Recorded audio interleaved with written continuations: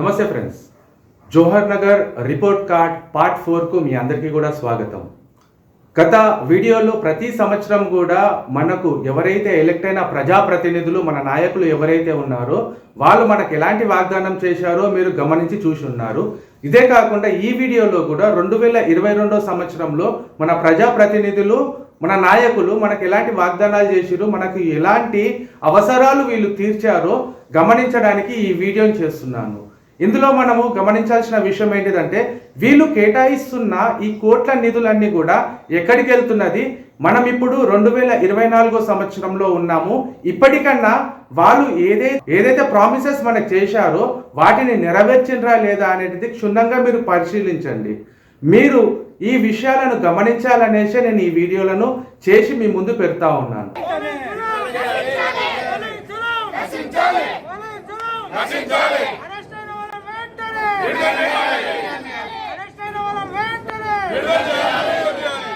కేటీఆర్ పర్యటన మేడ్చల్ నియోజకవర్గం జవహర్ నగర్ లో ఉన్నటువంటి సందర్భంలో మరి ఈరోజు అక్రమంగా అరెస్ట్ చేసినటువంటి ప్రతిపక్ష నాయకులను అందరినీ కూడా బేషరతుగా విడుదల చేయాలని డిమాండ్ చేస్తూ, నిజంగా మనం ప్రజాస్వామ్యంలో ఉన్నామా లేదా ఇంకెక్కడన్నా ఉన్నామా అనే ఒక ఆలోచన ప్రజల్లో వస్తుంది. అక్కడికి వచ్చినటువంటి ప్రజలందరూ కూడా కేటీఆర్ని ఎవరు స్వాగతించలేదు. అందరూ కూడా 2018లో ఏదైతే హామీలు ఇచ్చెళ్లారో అదే చెప్పారు. మళ్ళీ అదేవిధంగా డంపింగ్ యార్డ్ పవర్ ప్లాంట్ని మరి ఇది చేస్తూ ఓపెనింగ్కి వచ్చిన రోజు కూడా 2020లో కూడా అదే మాట చెప్పడం జరిగింది. మరి ఈ రోజు కూడా అదే మాట చెప్తున్నావు. మాకు కావాల్సింది ప్రజలందరూ కూడా ఒకటే డిమాండ్ చేస్తారు ఈరోజు కేటీఆర్ గారిని.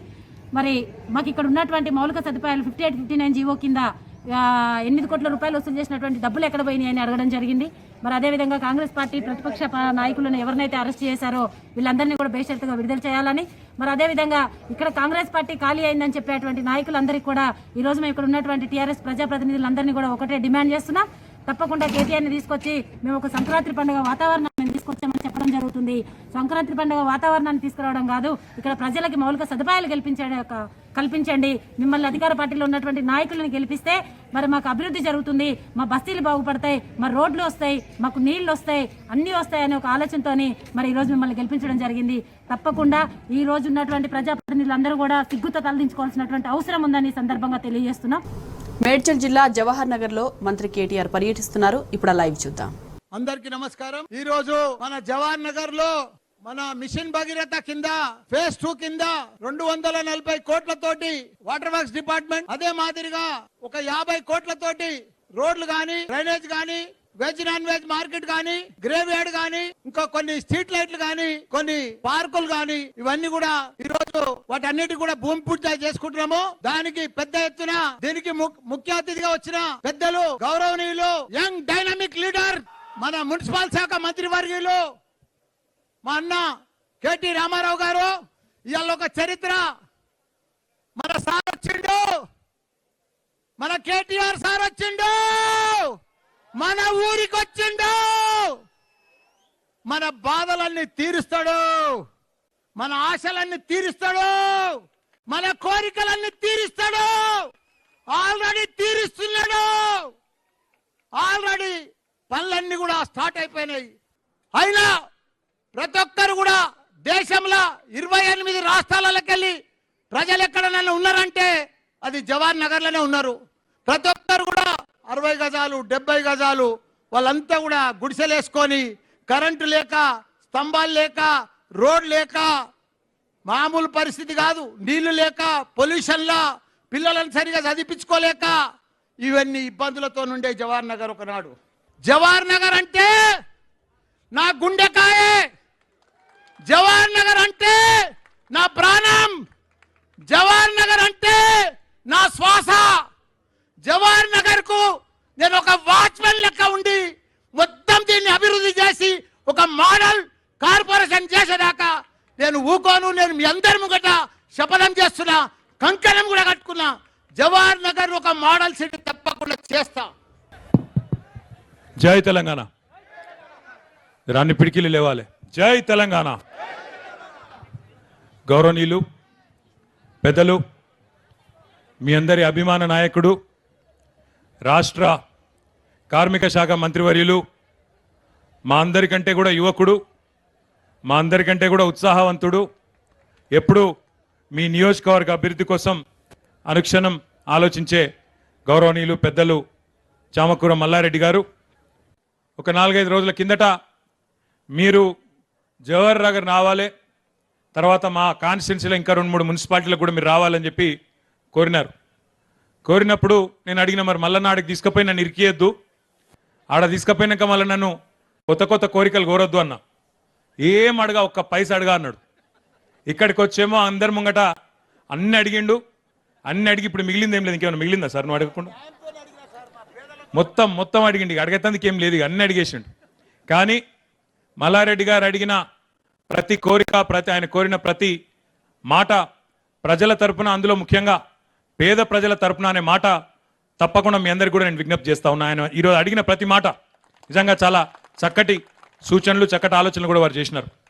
అందులో ముఖ్యంగా ఇప్పుడే నేను మల్లారెడ్డి గారు మాట్లాడేటప్పుడు అడిషనల్ కలెక్టర్ గారితో, అదేవిధంగా మీ మేయర్ గారితో కూడా అడుగుతూ ఉంటే, ఇక్కడ ప్రభుత్వ భూమి ఎంత ఉంది, హెచ్ఎండిఏ ఆధ్వర్యంలో ఎంత ఉన్నది, లేదా ఇంకా ఇతర భూమి ఎంత ఉంది అని చెప్పి వారిని తెలుసుకుంటూ ఉంటే, వారిద్దరు కూడా మేయర్ గారు చెప్పినా, మీ అడిషనల్ కలెక్టర్ గారు చెప్పినా, శాంసన్ గారు వారు ఒకటే అన్నారు, సార్ మీరు మంత్రి గారు మల్లారెడ్డి గారు ఇద్దరు కలిసి గౌరవ ముఖ్యమంత్రి గారికి విజ్ఞప్తి చేసి ఆ జీవో నంబర్ 58, 59 వెంటనే తీసుకురండి, ఇక్కడ వేలాది మందికి పట్టాలు ఇచ్చే అవకాశం ఉంది పేద ప్రజలకని చెప్పి వారు చెప్పినారు. అతి త్వరలోనే ఆ జీవోని తీసుకొచ్చి మళ్ళీ నేను మల్లారెడ్డి గారు ఇద్దరం ఇక్కడికి వచ్చి మీకు పట్టాలు ఇప్పించే బాధ్యత నేను ప్రత్యేకంగా వ్యక్తిగతంగా తీసుకుంటా అని చెప్పి నేను మీకు విజ్ఞప్తి చేస్తా ఉన్నా. ఆ 58, 59 జీవో తప్పకుండా రాబోయే కొద్ది కాలంలోనే ముఖ్యమంత్రి గారిని కోరి తీసుకొని వస్తాం. తీసుకొని వచ్చి దానికి శ్రీకారం కూడా జవహర్ నగర్లోనే చుడతాం. మళ్ళీ నేను మల్లారెడ్డి గారు ఇద్దరం ఇక్కడికి వస్తామని చెప్పి కూడా నేను మీకు తెలియజేస్తా ఉన్నా. దాంతోపాటు ఒక మంచి మాట, ఒక ముఖ్యమైన మాట వారు చెప్పినారు. హైదరాబాద్ మహానగరం ఇవాళ 1,20,00,000 జనాభా ఉన్న నగరం. అట్లాంటి నగరంలోంచి ఉత్పత్తి అయ్యే మొత్తం చెత్త ఈరోజు మీ నియోజకవర్గం, మీ కార్పొరేషన్ పరిధిలోని దమ్మాయిగూడకు మీకు మధ్యలో ఉన్న ఆ డంప్ యార్డ్కి వస్తూ ఉన్నది. ప్రతి ఒక్కరు మొలకలు నాటాలి, సాదే బాధ్యత తీసుకోవాలి అని పెద్దసారు ఎన్ని మాటలు చెప్పిండో లెక్కే లేదు. మొగులు మించి చూస్తుంటే మొత్తం అడవే కనబడాలని ప్రతి ఏడు హరితహారం కార్యంలో లీడర్లు వచ్చి మొలకలు నాటుడు, సెల్ఫీలు, ఫోటోలకు ఫోజులు ఇచ్చుడు. వానలు పడాలి, కోతులు వాపస్ పోవాలి అని స్పీచ్లు దంచుతుంటారు లీడర్లు. అసలు కథ ఏమో గిట్లున్నది. వారెవ్వా నపరో షెట్టుకు తగిలి ముద్దుగా పొతం పెడుతున్నాయి. ఇలా బొజ్జ నిండినట్టే అని కుమ్ముడు. ఇదేదో అడవిలనో ఊరవతలనో కాదుల్లో హైదరాబాద్ జవహర్ నగర్ మున్సిపాలిటీలున్న పట్టణ ప్రకృతి వనంలా, అంటే మంత్రి మల్లారెడ్డి సారు నియోజకవర్గం. ఈ అన్ని సుత హరితహారంలో నాటిన మొలకలే. నాటినమంటే నాటినరని పోయిండ్రు గాని మళ్ళా వీటి మొకాన చూసిన లీడర్ లేడు, ఆఫీసర్ లేడు. పెట్టిన మొక్కకి ఫెన్సింగ్ లేకుండా ఏది కూడా దాన్ని ఒక చూడడం లేదు. దానికి సంబంధించిన వ్యాయామం మటుకు ఎంతో పెద్దది చూపిస్తున్నారు. జాయిలకని కానీ కట్లకని కానీ నీటి కోసం అని చెప్పేసి వ్యాయామం ఎక్కువ చూపిస్తున్నారు. హీగేముంది, మేకలు వచ్చి మంచిగా పోతం పెడుతున్నాయి. నీళ్లు పోసి కంచేసి షెట్లను చేస్తే ఏం లాభం? మా మంత్రి సారే కొట్టినా కట్టినా బిల్డింగ్ కు అడ్డం ఉన్నాయని పెద్ద షెట్లే నరికి పడేసిండు. రేపు ఈటి పరిస్థితి గట్లనే అవుతుందని లాపరవ చేస్తుండ్రో ఏమో మరి. మేడ్చల్ జిల్లా జవహర్ నగర్ రెవెన్యూ కార్యాలయంలో చోరీ చేశారు గుర్తు తెలియని దుండగులు. రెవెన్యూ ఆఫీసులోని టీవీ, సీసీ కెమెరాల్ని ధ్వంసం చేశారు. విలువైన వస్తువుల్ని దోచుకెళ్లారు. సంఘటన స్థలంలో క్లూస్ టీంతో ఆధారాలను సేకరిస్తున్నారు. ఘటనపై కేసు నమోదు చేసి దర్యాప్తు చేస్తున్నారు పోలీసులు.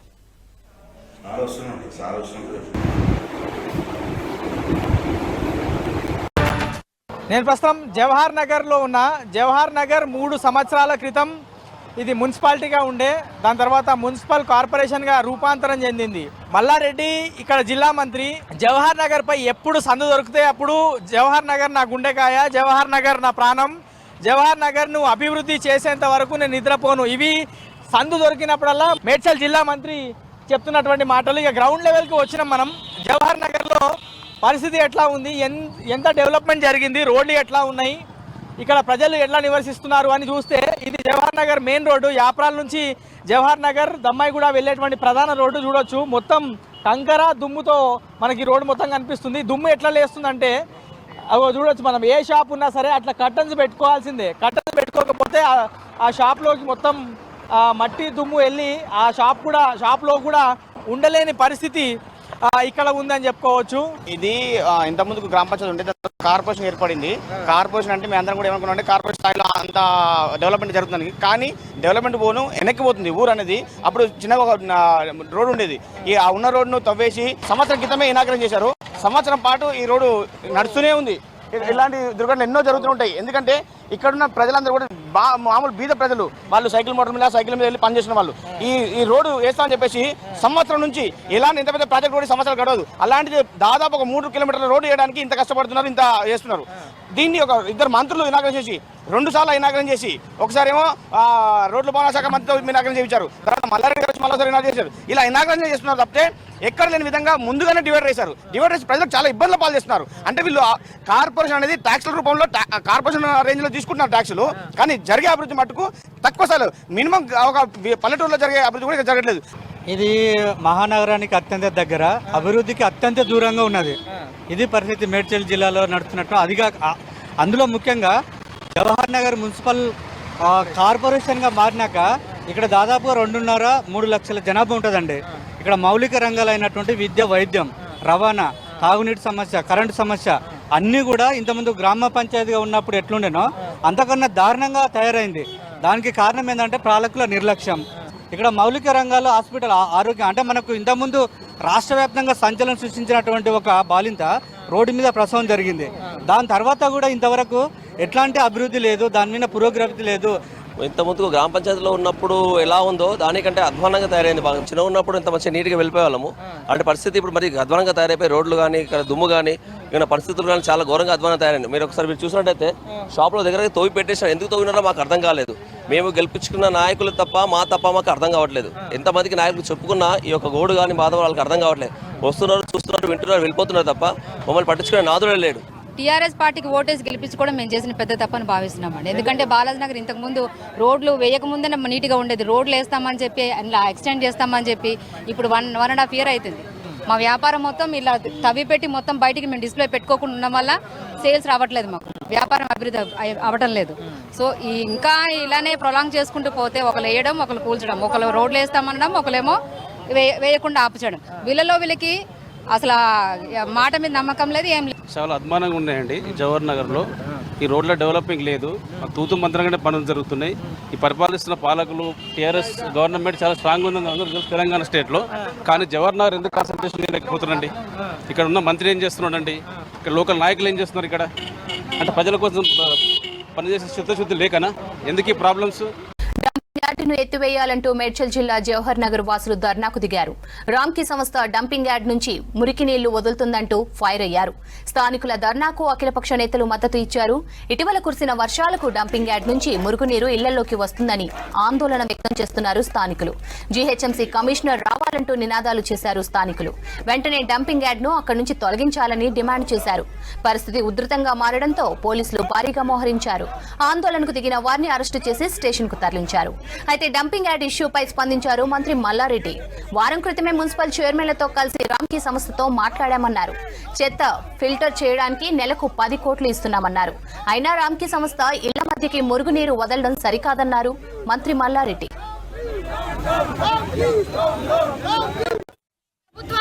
మరి అదే విధంగా ఇక్కడ ఉన్నటువంటి అధికారులు, మరి అదే విధంగా పోలీస్ అధికారులే కానివ్వండి, మరి ఇంత ఘోరంగా ఎందుకు అంటే ఆడవాళ్ళు మగవాళ్ళు అనే తేడా కూడా లేకుండా ఇష్టం వచ్చినట్టు ప్రవర్తించి ఈ అక్రమ అరెస్టులతోని మరి మీరు నిజంగా కప్పిపుచ్చుకునేటువంటి ప్రయత్నం చేస్తున్నారే తప్ప దానికి ఇక్కడ ఉన్నటువంటి డంపింగ్ యార్డ్ తోని అక్కడ నుంచి వచ్చేటువంటి వ్యర్థాలతోని దమ్మాయి కూడా ప్రజలే కాదు చుట్టుపక్కల ఉన్నటువంటి 20 గ్రామాలు కూడా మరి అనేక రకాలైనటువంటి ఇబ్బందులకు గురవుతున్నారు. కాబట్టి తప్పకుండా ప్రభుత్వం స్పందించాలి. దీని మీద రామ్కీ సంస్థకు ఉన్నటువంటి అనుసంధానంగా వీళ్ళు పనిచేస్తున్నారు. కాబట్టి తప్పకుండా రామ్కీ సంస్థ దిగి రావాలి. జీహెచ్ఎంసీ కమిషనర్ కూడా వచ్చి దీనికి ఒక శాశ్వతమైన పరిష్కారం చూపించాలని ఈ సందర్భంగా తెలియజేస్తూ, ఒకవేళ పరిష్కారం చూపించినటువంటి మార్గంలో మేమందరం తప్పకుండా రానున్న కాలంలో ఇంకా పెద్ద ఎత్తున ఉద్యమించడానికి కాంగ్రెస్ పార్టీ పక్షాన మేము ముందుంటామని తెలియజేస్తున్నాం. ఈ రోజు మనం వెళ్ళి చూద్దాము. ఒక్కొక్క డివిజన్ లో 28th డివిజన్ లో నాకు ఇక్కడ 83 లక్షలు ఇచ్చినట్టు చూపిస్తున్నారు. సాయిబాబా గుడి కమాన్ నుంచి వికలాంగుల కాలనీ రోడ్డు వరకు వేసి నేను డెవలప్మెంట్ చేసిన అంటే జనాలు నన్ను ఇప్పుడు కాలనీకి వెళ్తే అడగడం జరుగుతుంది, నువ్వేం డెవలప్మెంట్ చేసినావు అంటే నేను రోడ్ వేసి డెవలప్మెంట్ చేసిన అని చెప్పుకోలేని పరిస్థితిలో ఉన్నాను.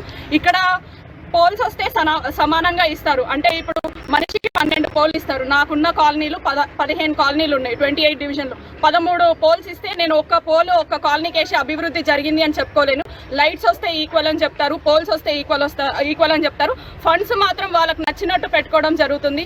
దీనివల్ల కార్పొరేషన్లో ఎలాంటి అభివృద్ధి అయితే నా 28 డివిజన్లో అయితే కనిపించడం లేదు. ఇక్కడికి వచ్చినా మాకు విలువ అనేది ఉండటం లేదు. అంటే బయట జనాలకి వీళ్ళు కార్పొరేటర్స్ వీళ్ళకి మేము చెప్తే వీళ్ళు పని చేయట్లేదు అనుకుంటున్నారు. ప్రజలు చెప్తే పని మేము చేయట్లేదు, మేము చెప్తే మున్సిపల్ కార్పొరేషన్లో ఎలాంటి పని జరగడం లేదు. మెయిన్ రోడ్ని అది ఎప్పుడు జరుగుతుందో, ఎంత పెద్దగా అవుతుందో, ఏం జరుగుతుందో కూడా తెలియని పరిస్థితిలో మేము ఉన్నాం. దానిపైన మా ఆవేదన చాలా ఉంది. మేము ఎన్నోసార్లు ఎమర్జెన్సీ మీటింగ్ కూడా పెట్టుకున్నాం. మాకు అనేకమైనటువంటి ఇబ్బందులు ఉన్నాయి. మేము చెప్పుకునేది ఎవరికి, ఒక మేయర్ చెప్పుకుంటాం, ఒక డిప్యూటీ మేయర్ చెప్పుకుంటాం. విలువలు ఇక్కడ ఉండాలని చెప్పి మేము కోరుకున్నాం. ఆ విలువలు మాకు లేనప్పుడు మాకు చాలా ఇబ్బందికరమై ఈ మీటింగ్ని మేము బహిష్కరించినాం. నా డివిజన్లో ఎస్పెషలీ చివరి డివిజన్ కాబట్టి చాలా దగ్గర నుంచి నాకు మోరీ వాటర్ రావడము, దాన్ని అవుట్లెట్ రూపకంగా యాప్రాల్ అవుట్లెట్లోకి కలపాలి. అది గెలిచినప్పటి నుంచి అడగడం జరుగుతుంది. దానికి ఒక 40 to 50 lakhs ఫండ్ ఒకటి అవసరం పడుతుంది. సరే, గతంలో ఒక 2 years నుంచి కరోనా ఉంది, దానివల్ల మనకి లేదు, ఫండ్స్ లేవనేసి ఊరుకోవడం జరిగింది. కానీ ఇప్పుడు ఆ మోరీ వాటర్ రివర్స్ ఇంట్లోకి వస్తుంటే కూడా దాని గురించి ఎన్నిసార్లు రిక్వెస్ట్ పెట్టుకున్నా కూడా అవ్వట్లేదు. పబ్లిక్ని ఫేస్ చేసి పబ్లిక్తో ఆన్సర్ చేయాలి అని అంటే వాళ్ళ ఇంట్లోకి మోరీ నీళ్ళు వస్తున్నప్పుడు ఒక కార్పొరేటర్గా నేను ఆ ప్రాబ్లమ్ని సాల్వ్ చేయలేకపోవడం అనేది నాకు చాలా ఇబ్బందికరంగా అనిపిస్తుంది. సో ఆ ఒక అంశాన్ని దాన్ని యాక్సెప్ట్ చేయకపోవడం వల్ల ఈ యొక్క మీటింగ్ వల్ల నాకు పెద్ద మేలు జరుగుతుందనేసి అనిపించక నేను ఈ మీటింగ్ నుంచి. మేడ్చల్ జిల్లా దమ్మాయిగూడలో జేఏసీ నాయకులు స్థానికులు ఆందోళన చేపట్టారు. జవహర్ నగర్ డంపింగ్ యార్డును ఇతర ప్రాంతాలకు తరలించాలంటూ మున్సిపల్ ఆఫీస్ ముందు ధర్నా చేశారు.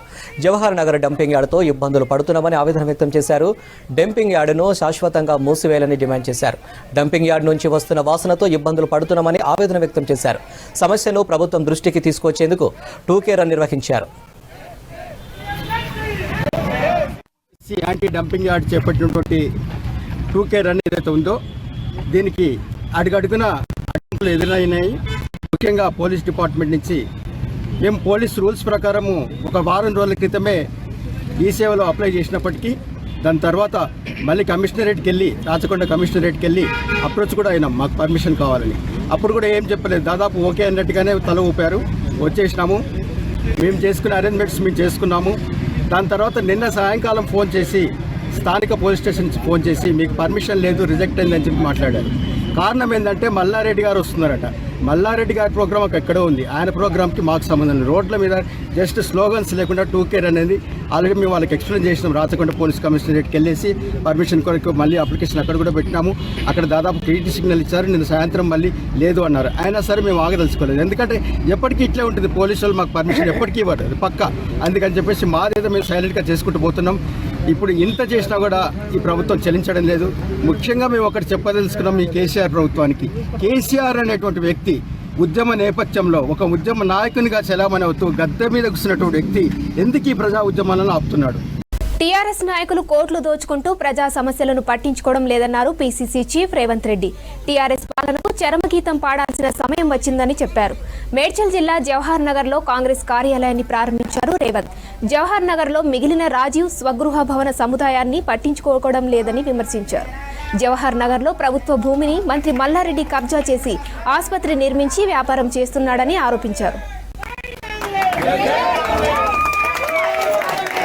దమ్మాయిగూడ చెరువులో నీళ్లు ఈ రోజు కలుషితం అయిపోయినాయి. చేపలు చచ్చిపోయాయి, పశువులు చచ్చిపోతున్నాయి. ఈ రోజు నీళ్లు తాగితే మన భూమిలో ఉన్న నీళ్లు బోరేసుకుంటే కూడా నీళ్లు కూడా కలుషితమైనవి.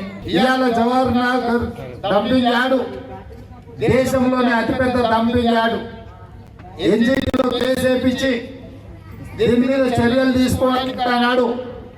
ఇక్కడి ప్రాంతం డంపింగ్ యార్డు పోరాట సమితి వస్తే నేనే ఎన్జీటీలో కేసు వేయించి ఆదేశాలు ఇప్పించిన.